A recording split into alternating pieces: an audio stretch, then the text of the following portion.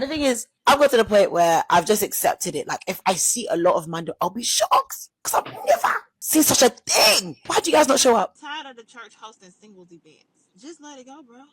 Like, let it go. You're looking at me saying I'm not gonna give him some food. I'm gonna wait until we're married to do that. I would never date a man who goes to church faithfully every Sunday. Oh yes, black women, y'all are the problem, and so y'all can fix that problem. Don't be sitting up here saying that y'all are tired. Y'all tired or what?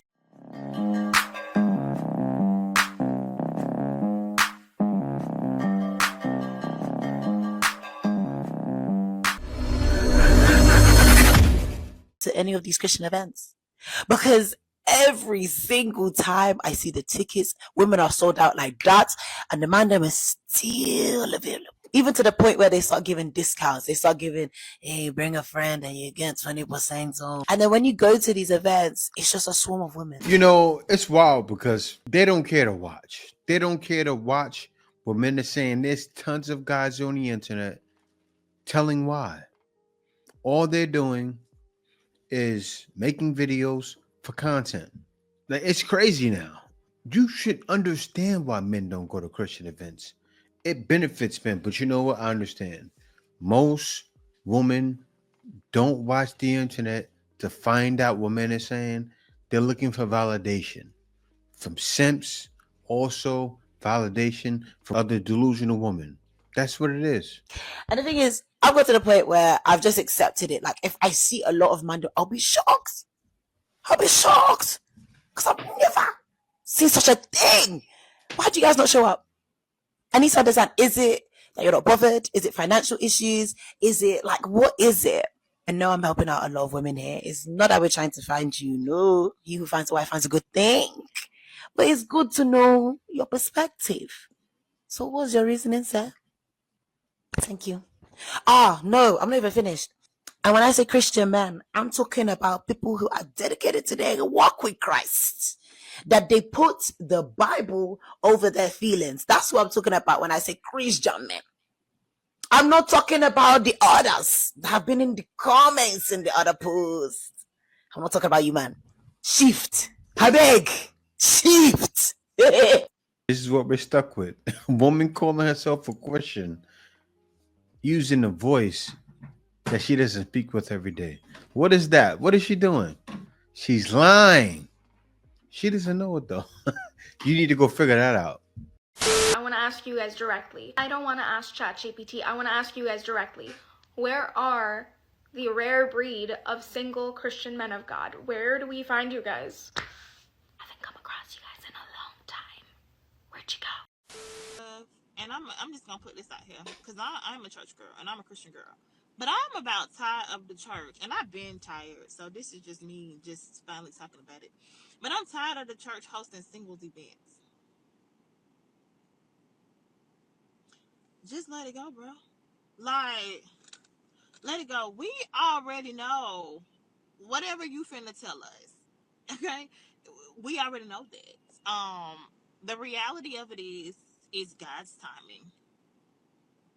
Yeah, I think y'all shouldn't spend so much time on targeting singles. I think we should just have like women's ministry, men's ministry, and you teach and train and equip people on how to just be solid individuals. I think that should be the focus versus single and married, because the married folks talking to the single folks, their marriage is a hot mess, or it appears to be whatever it is, or it could be good. I'm gonna throw that out there. We had a good marriage, but that don't have nothing to do with my single self or nobody else that's single. Focus on the women's mental health, emotional health, spiritual health, and the men's mental health, emotional health, spiritual health, relational health, just how you relate to one another. I think if we invested more time in that, we would have healthy people in general. So it really wouldn't matter if you are single or if you are married, because I know through the work that I do, through all of the coaching and counseling that I've been doing over the years, these married folks need help on how to be a man and how to be a woman. They need help on how to be a person, how to treat another person. Like, they just don't know these things, but they got a ring on their finger. So my suggestion for the church would be bring back the women's ministries and the men's ministries, and just focus on that, and really dive into that, and do deep work in that. But stop trying to tell single folks that. She's right, but I'll tell you where the issue lies, right? Because you will find, what do they say all the time when therapy happens? Therapy for marriages, right? Who benefits? The man benefits. Does the woman know? She wants to be told she's right. And, you know, she obviously doesn't understand that. She doesn't look at what usually happens out there in society. Because if you took a look and saw different counselors or different people talking about marriages, you would know that's the case. Men know that though. Why is that? Why do men know? Men see it, they can't miss it. If a man sits down, and there's a lot of men congregating right now to a video on the internet, yeah, men get that information all the time. Some women do too. If you're looking at content like this, they get it. And I see women come in my comments from time to time saying, oh, you bashing black women. Why are you always bashing black women? If you ask me, I don't just bash black women. I bash all modern women. Because what do I tell guys to do? Get your passport, because this is the way. Forget a church singles event. Forget any singles event. Forget even a modern woman going to anything. Or forget you trying to meet him. But hey, if you want to get some where you're at, I understand. But I don't fault guys for doing just that. Getting some and that's it. And that's what you women are dealing with nowadays. Guys using you for the goods because you're not any good. Ooh. I know that cut deep. It did. Women who have sabotaged their marriage, they have sabotaged their future because the guy literally asked her, could you cook me a meal? Like, I just want you to cook me a meal. And she's like, I'm not doing that until I'm married. I'm not doing that until you give me a ring. Now it's different if, for example, this person is making you literally act like a wife and he's not putting a ring on it. I'm not talking about that. I'm specifically talking about the man who's been showing you godly attributes. He's been kind to you. He's been making it clear. He's been accountable. He's been letting your parents know his intentions. He's seeking for their blessing for your marriage. You're looking at me saying, I'm not gonna give him some food. I'm not gonna cook him a meal because I'm gonna wait until we're married to do that. But you weren't saying, I'm gonna wait for you to become my husband before I accept you paying for my dinner. You weren't saying, I'm gonna wait for you to become my husband before I accept you buying me clothes or paying for things for me. You weren't saying, I'm gonna wait for you to be my husband before you started accepting him saying, I'm gonna cover your nails, let me pay for your hair, let me do something nice for you. You wanted him to be a provider before the ring. So why would it be that if it's vice versa, you don't want to do anything for that man? This is where we have been brainwashed in this culture. The Bible tells us whoever wants to gain their life must lose it. And it actually tells us that the greatest in the kingdom is actually a servant. What is the problem with doing something nice for the person who wants to marry you? So right. But, you know, most ladies, because of all the gibberish they hear from women who are know-it-alls, all the sprinkle types, right? They don't understand before you get married, you're auditioning. What's happened is you ladies have fell for the enemy the entire time. You have the enemy living in your home, having children with you, and the same old argument. What am I going to say? And then you want another man to handle his responsibilities. But, woman won't cook to audition for a man. Because that's what it is. Especially if you meet a man in church. Could you imagine? Like, I'm thinking about it. Like, you meet a lady in church. She's not cooking for you. What's wrong? Seriously. If that happened with me, right? Say I met my wife on a Christian dating site, but say I met her in church. Yeah, that's a red flag. You're not cooking for me, so what are you gonna do when we get married? You see how that looks? It sounds crazy when I say it, right? I think it's the way I say it, the way I put emphasis on it. But yes, emphasis.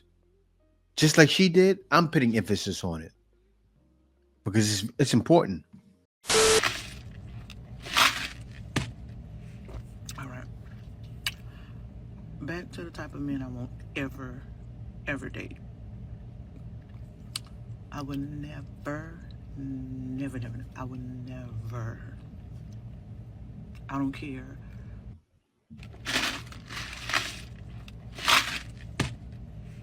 All right.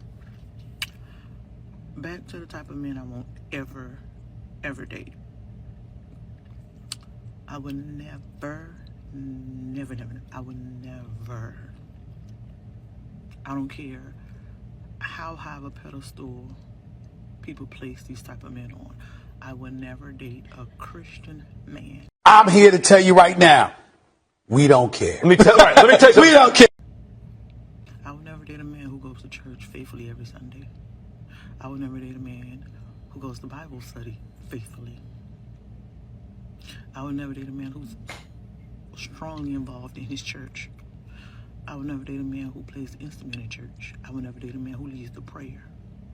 I would never date a man that preaches. I would never date a man who sit there and testify every good thing that happened to him in church. I would never date a man who everybody knows him in church. I purposely don't go to church so I don't attract these type of men. Oh wow, you I sure? refuse to look to my left and one arm sitting next. I don't want nothing to do. Stay the. Yeah.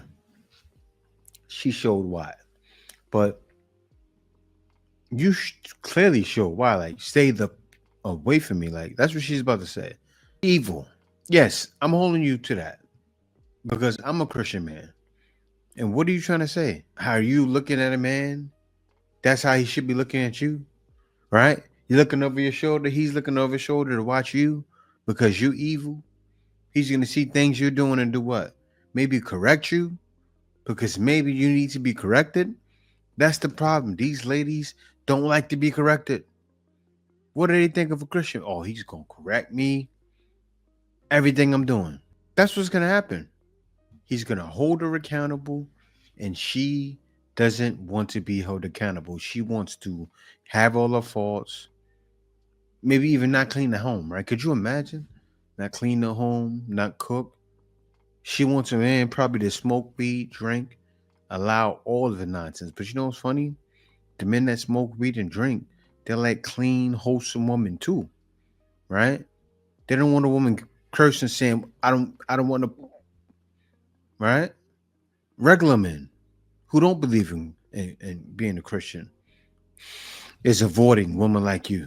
Couldn't agree more. I just turned 27 a few days ago, and I feel like this is the perfect time for me to give unsolicited advice. And I'm saying unsolicited advice because nobody asked for it, right? But I'm going to give it anyway because I think it's really good advice. And I feel like I have just enough experience as a 27-year-old to give this kind of advice. Also, I speak only for Black women and nobody else because I'm a Black woman, and therefore I feel like Black women will relate way better to what I'm about to say. First things first, and if there are other girls in my lineage, if more girls come in my lineage, this is the one thing that I would want every single girl for generations to come. Guys, let's upskill ourselves. Let us make sure that in whatever circumstances we may find ourselves in life, whether it's the good side of life or the bad side of life, we will always have some sort of paper or some sort of skill that can make sure that we can support ourselves and that can allow us to live life on our terms and conditions, right? Make sure that you always have something at the back of your pocket that when things go haywire and things go bad, you will be able to take yourself out of that situation and you'll be able to financially support yourself. Number two, and I know some people may disagree with this one because they've had rather unpleasant experiences, but there's nothing in life that's 100%.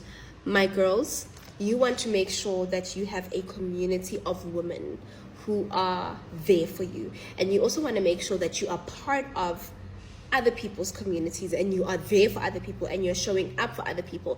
And by other people, I'm So you're pretty much telling women to be men, right? That sounds like something, oh, make sure you get in a fraternity, or make sure you're around a brotherhood that can hold you down when you need it. When you're down and out, you have a shoulder to cry on. Go to school, get your degree. Nothing about get your man early. Nothing about we're the most unmarried. Understand, maybe because she's young. We need to have one of these older black women who are like 63, never had kids, went their whole life like that. Now they regret it. Get on here and tell younger women what to do. Because I see, what's that lady's name? I see she just made a show. The lady that had the that got artificially inseminated with semen. What's that lady's name? You guys know her. The black woman. She's now doing a show telling women not to take the same route she did, because she was independent woman her whole life, and she had to go that route because she got so late in age. She was around 38, 39, 40 years old and had to do it because no man was going to take her serious. And she regrets it. But she still had a kid that way. So this is where we at now. Taking advice from a 27-year-old who has no true life experience. We are all doomed. specifically talking about black women. You want to surround yourself with a group of black women. They don't all have to know each other, but you want to have those people in your life. You want to have a few black women in your life whom you know you can fall back on for anything. You can talk to them about anything, and they'll also be there for you, and you'll also be there for them, and they'll also be able to say, but girl, over here you messed up, or friend, here's how you do it, or money, here's some advice. You want to have a group of black women in your life. 3, when it comes to your looks, wait it out. Your grown woman body is going to come in.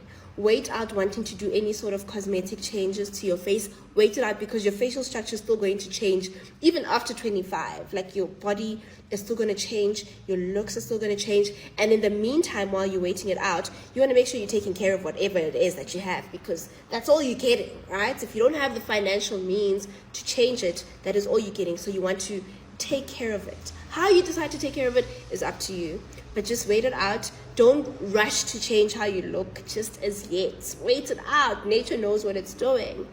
And take care of your body. Take care of your looks. You know, beautiful women, a lot of beautiful women get ahead in life. Yes, because of their brains and everything else. Yes.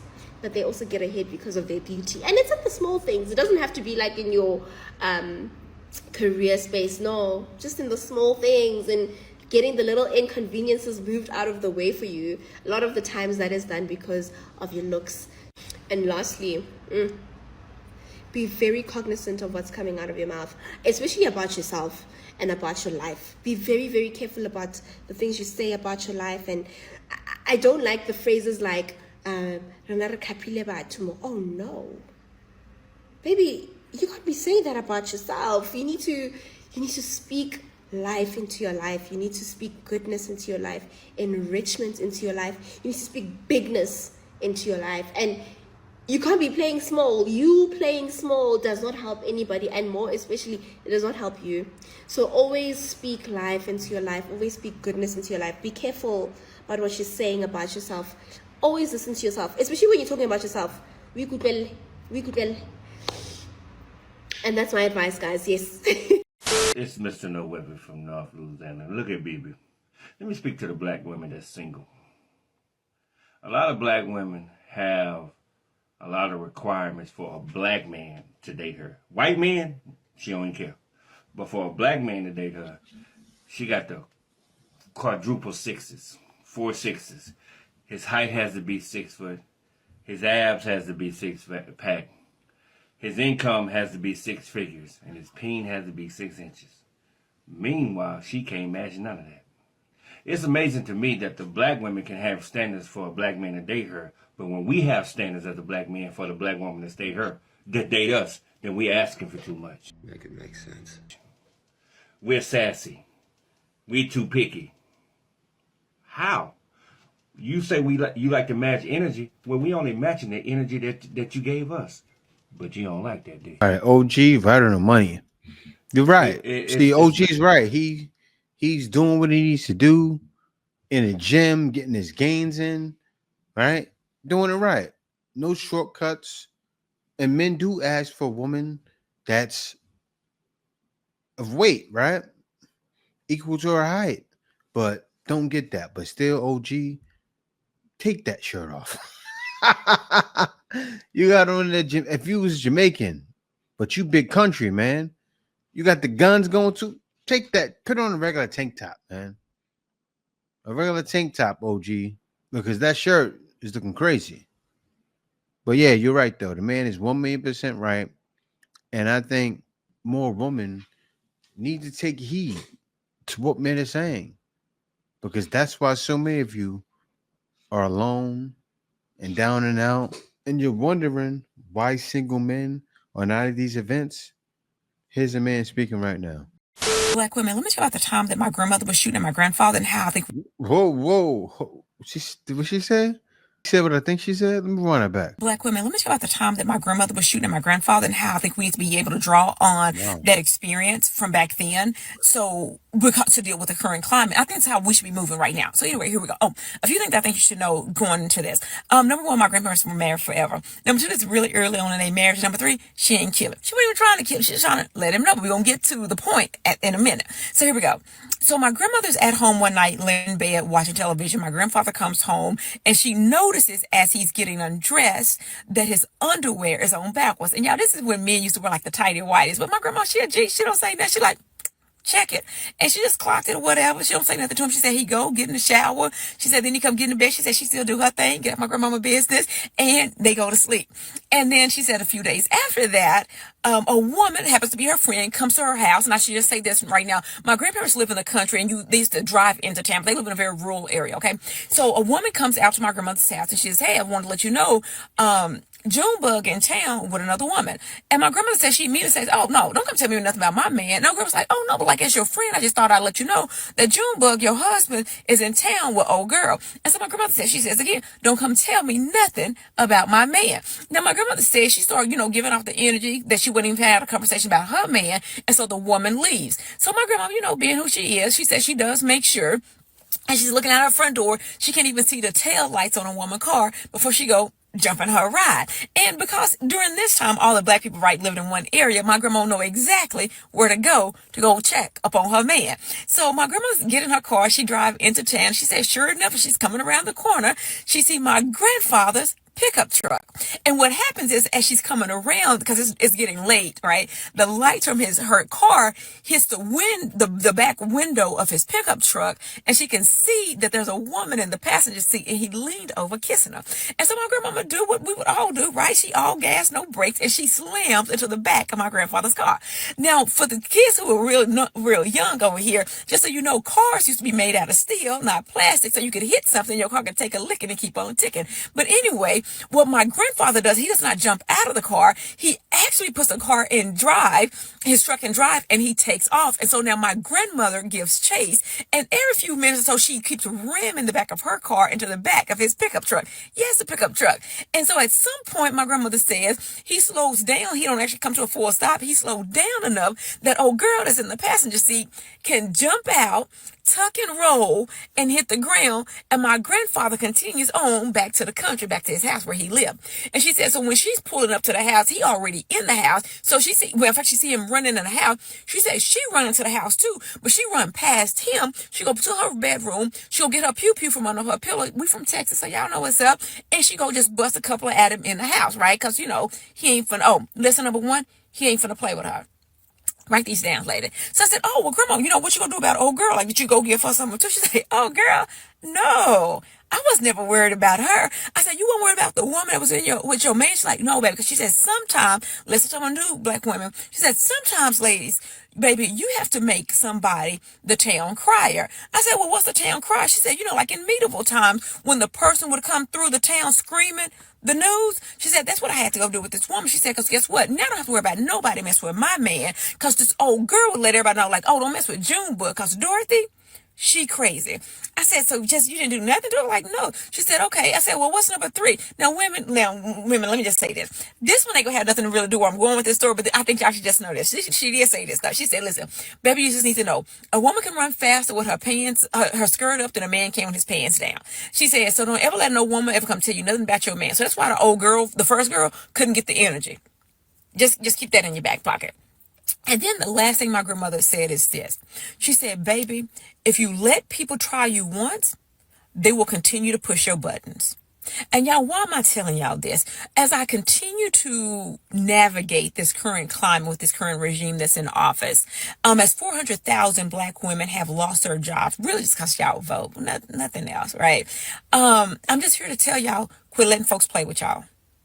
Y'all will have to find one person, just make them a town cry. And I ain't saying go put out the pew pew. What I am saying is people gonna have to start feeling your presence and your pressure if we're gonna survive these next 4 years. So anyway, take what y'all want from Dorothy Russell, whatever part of that story you take. But listen, black women, y'all take care of yourselves. Oh, no. I'm telling you, black ladies, look, I know I've made a lot of content talking about you, but I'm just telling the truth. Listening to this lady and doing anything to make anybody the town crier is only going to make you the crier. And penitentiary cuffs. Seriously, don't listen to this. You can't afford that. Yes, I know I'm being a guy that's a chump. He's being soft. Oh, you're not protecting us. Yeah, go ahead and go to jail if you want to. Seriously, listen to her. That's like somebody telling me to act out and lash out and make somebody the town crier. I can't do that. You crazy? Because I grew up understanding how to make somebody the town crier by putting hands on people. Can't you be going around putting hands on people? I know I can't do that. I wouldn't be here talking to you right now if I did that. By Wayne Jackson. Sounds like a black man to me. He says, just be careful in your response. Some men are crazy. Can't handle rejection. Then will be waiting outside for you if they feel disrespected. Wayne, let me explain something to you. I've already been in that situation. So you're not telling me anything that hasn't already happened. I've already been in 2 situations specifically with black men who I rejected. And because they couldn't take the rejection, they then proceeded to get loud and start walking up on me like they were going to do something to me. And you know what happened, Wayne Jackson? You want to know what happened in that situation? Let me tell you what happened. When they realized that I had something on my waist and I was ready to pull it out, they went on about their business. Whoa. That's what happened. Well, we got another one.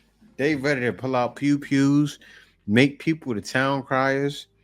Man, stay your distance. But seriously, with a situation like that, if the man was approaching her forcefully, like he was going to do something, she has a right to protect herself. No, this is not me being a simp.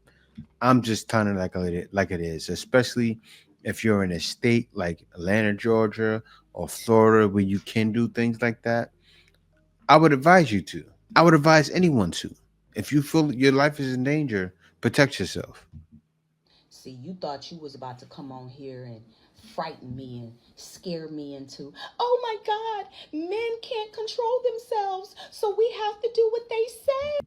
Oh no! See! I gave her a pass, but you know they always take it as far. We have to do what they say. She went right into feminism. See, you can't be nice to no one. They do what they say. Look at her. Attention fiend. This lady talking about how black women don't have to speak when we go places. Talking about that black man when he said hello to the woman in the store. That's the problem with y'all females nowadays. I'm from a small city, so we know everybody in the city. But when I moved down here to Atlanta, this big city, I felt so isolated. Still to this day, I can't make no friends. I don't feel like going up speaking to nobody. I don't feel like doing none of that. Why? Because as black women, we don't make them feel welcome. We stare and we give them ugly looks, especially down here. Y'all making a complaint about how that man was in the store and he said hello. Yo, man, say hello to me in the store and I say hello back and we going on about our day. They open the door for me and they say hello. I say hello.